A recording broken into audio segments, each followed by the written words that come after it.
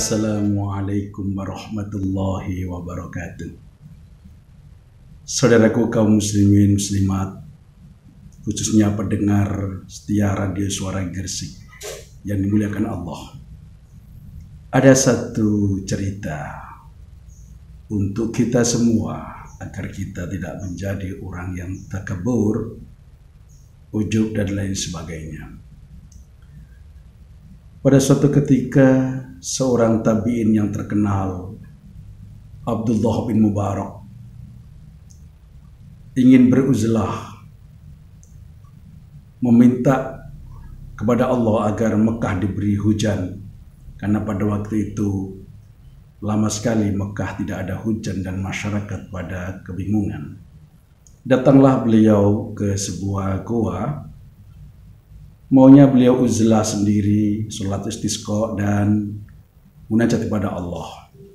Tapi begitu terkejutnya ketika mau hampir sampai di depan pintu gua, kedahuluan seseorang yang mohon maaf secara fisik, dari wajahnya kelihatan lusuh, pakaiannya juga lusuh, kelihatan kalau secara basiratil ain itu miskin, bodoh, seperti itu. Diikutilah orang ini masuk ke dalam gua oleh Ibn Mubarak. Sayup-sayup terdengar sampailah di tempat sebuah semacam tempat sholat begitu. Orang ini sholat 2 rakaat dan doanya didengarkan oleh Ibn Mubarak, yaitu doa agar Allah memberi hujan. Tidak lama kemudian orang ini keluar dari pintu gua dan Ibn Mubarak tetap mengikuti dari belakang. Tidak ada tegur sapa di antara mereka. Selepas dari pintu gua, sungguh subhanallah, hujan datang, hujan turun, gerimis dan kemudian hujan lebat, dan orang ini kemudian meninggalkan gua itu di tengah hujan lebat, jauh jalan ke arah yang berlawanan. Dan Ibnu Mubarak tetap penasaran siapa orang ini, maka beliau tetap mengikuti perjalanan orang tersebut. Dan singkat cerita sampailah pada sebuah rumah yang megah, yang pantas kalau itu rumah seorang yang sangat kaya. Setelah orang itu masuk ke rumah itu dan tidak lama Ibnu Mubarak juga mengikutinya, dan di depan pintu Ibnu Mubarak mengetuk pintu dan keluarlah seseorang yang sangat kelihatan kalau itu juragan dan orang yang punya rumah mewah itu. Maka orang ini ditanya oleh Ibnu Mubarak, "Wahai saudaraku, saya ingin beli budak Anda, tentunya budak Anda banyak." Maka dikeluarkanlah seorang budak yang istimewa, tinggi besar, ganteng, dan kinerjanya luar biasa dan mahal. Ibnu Mubarak tidak mau.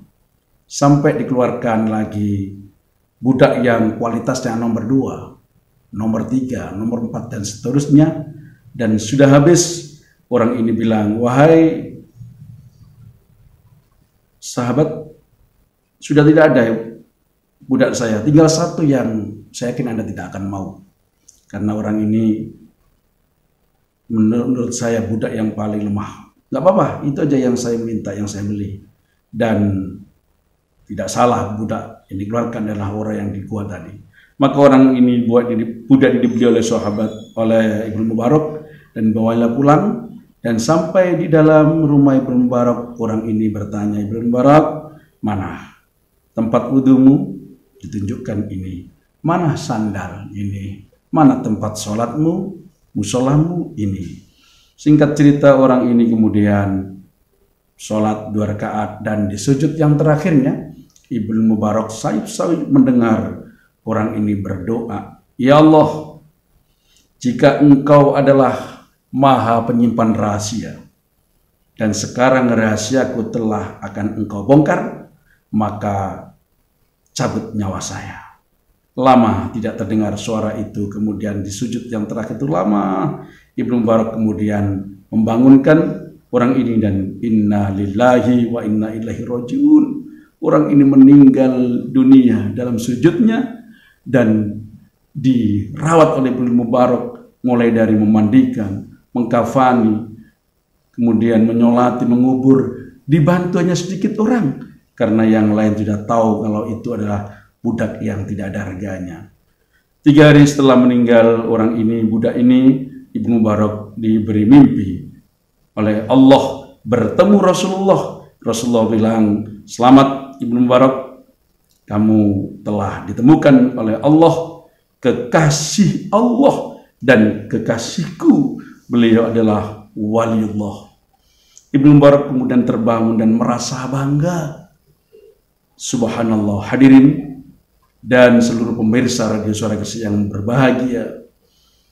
Kita sering terjebak oleh ilmu kita, oleh harta kita, oleh jabatan kita, pangkat kita, sombong dan meremehkan orang lain. Karena itu, sekalipun secara basiratil ain orang itu kelihatan compang-camping, rendah derajatnya, jangan sekali-kali kita merendahkan, karena bisa jadi basiratil qalbi, pandangan hati kita itu orang itu hebat, bahkan basiratil ruh, pandangan ruh kita orang itu jauh di atasnya derajat daripada kita di hadapan Allah. Apalagi basiratis sir, pandangan rahasia kita yang kita tidak tahu, bahkan tidak nyampe di situ. Naudzubillahi min dzalik. Semoga kita menjadi orang yang baik di hadapan semua orang dan tidak meremehkan orang lain. Assalamualaikum warahmatullahi wabarakatuh.